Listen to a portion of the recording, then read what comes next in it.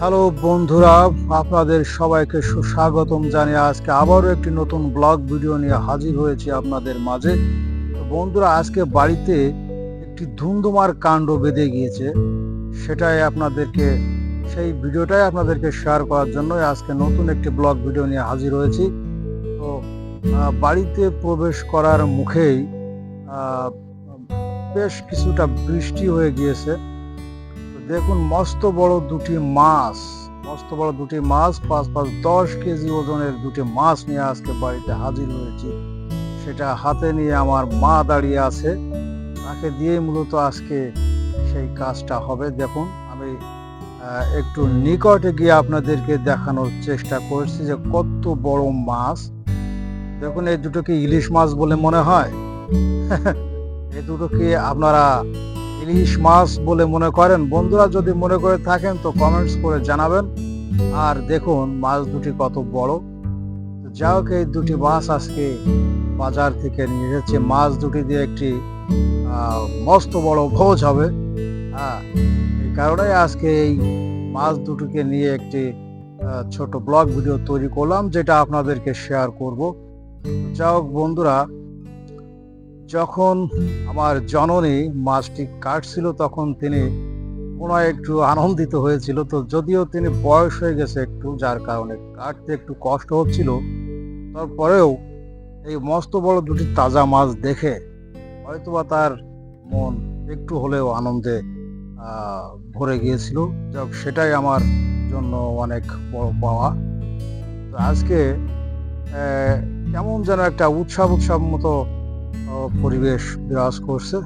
তো বন্ধুরা, দেখুন মাছগুলো, এত বড় মাছ আসলে বটি দিয়ে কাটা খুবই কষ্টসাধ্য ব্যাপার। তারপরও তিনি চেষ্টা করছে, পাশাপাশি আমরা একটু সাহায্য করার চেষ্টা করছি।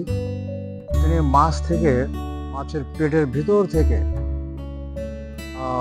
প্রায় 1 কেজির উপরে হবে মাছের যে গুড়ি, সেটাই পাশে বাটিতে রাখা হচ্ছে।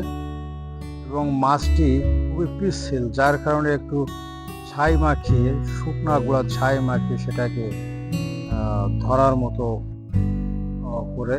দেখুন, মাছের খোসাটি কেটে বাদ দেওয়া হবে। এর মাঝেই আবারও এক পশলা বৃষ্টি হয়ে গেল, যার কারণে আমি একটু দূর থেকে আবারও পুনরায় শুরু করলাম। তখন মাছটি খুব যত্ন সহকারে আমার মা মাছটি খুব সুন্দর করে ছোট ছোট টুকরো করে কাটছে। তো আজকে মূলত ভীষণ ভালো লাগছে আজকে। যাক বন্ধুরা, দেখতে থাকুন এবং মাছটি কিভাবে রান্না হয়, কিভাবে খাওয়া দাওয়া হবে, সেগুলো আপনাদেরকে খুব যত্ন সহকারে দেখানো হবে। আর বন্ধুরা, যদি আমার এই ছোট্ট ব্লগ ভিডিওটি, আমাদের এই ফ্যামিলি ব্লগ ভিডিওটি যদি ভালো লেগে থাকে তো অবশ্যই ভিডিওটির লাইক করবেন, আমাকে কমেন্টস করে জানাবেন, আর চ্যানেলটি সাবস্ক্রাইব করে পাশে থাকবেন। দেখুন, বাড়ির একজন পাহারাদার এখানে বসে আছে। তিনি পাহারায় আছেন, তার প্রতিদ্বন্দ্বী অন্য কেউ এখানে ঘেঁষতে না পারে। যাক, মাছটি কাটার পরে এখন ধোয়ার কাজ চলছে। খুব পরিষ্কার পরিচ্ছন্ন করে বাড়ির গিন্নিরা আনন্দের সহিত ধোয়ার কাজটা করছেন। এ পাশে আমাদের সেই বাড়ির পাহারাদার, যিনি বিড়াল, সেই খুশি, তিনি চতুর্দিক থেকে ঘিরে ধরেছেন এবং পাহারায় ব্যস্ত আছেন। হয়তোবা তিনিও মনে মনে খুব আজ খুশি। হ্যাঁ, তিনি খুশি, যার কারণে তিনিও পিছিয়ে থাকছেন। এখন মাছগুলো খুব সুন্দর যত্ন সহকারে পরিষ্কার করা হচ্ছে, পরিষ্কার পানি দিয়ে। মাছগুলো ধোয়ার পর সেটার অন্যান্য কার্যক্রম পরিচালনা করা হবে। মাছগুলো ভেজে নেওয়া হবে, রান্না বান্না করা হবে। সম্ভবত মাছ দিয়ে মুড়ি ঘন্ট, মাছের মুড়োটা দিয়ে মুড়ি ঘন্ট, এবং মাছ দিয়ে ভুনা করা হবে, কালিয়া তৈরি করা হবে। আর বেগুনের শুক্তো তো অবশ্যই থাকবে। যা হোক, মাছগুলো খুবই যত্ন সহকারে দেখুন আপনারা পরিষ্কার করা হচ্ছে। পরিষ্কার পানি দিবে, টিউবওয়েলের পানি দিয়ে মাছগুলোকে যত্ন সহকারে পরিষ্কার করা হচ্ছে। সত্যি এমন অসাধারণ রিয়েল দৃশ্য সচরাচর খুবই কম দেখা যায়। তো সেটাই আপনাদের সঙ্গে শেয়ার করার জন্য আজকে ছোট্ট এই ব্লগ ভিডিওটি আপনাদেরকে উপহার দেওয়া। তো বন্ধুরা,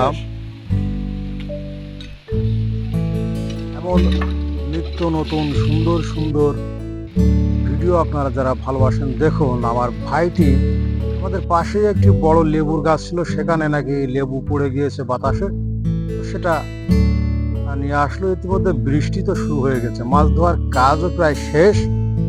এখন এগুলোকে বিভিন্ন ধরনের মশলা জাতীয় দ্রব্য মাখানো হবে। তারপরে এই তো মশলা মাখানোর কাজও প্রায় শুরু হয়ে গেছে। তো বন্ধুরা, যাও, ভিডিওটি ভালো লাগলে অবশ্যই আমাকে আপনারা সাপোর্ট করবেন, আমার চ্যানেলটি সাবস্ক্রাইব করে পাশে থাকবেন এবং লাইক কমেন্টস করে জানাবেন আপনারা কোন ধরনের ভিডিও ভালোবাসেন। সেই ধরনের ভিডিও আপনাদেরকে উপহার দেওয়ার জন্য চেষ্টা করব।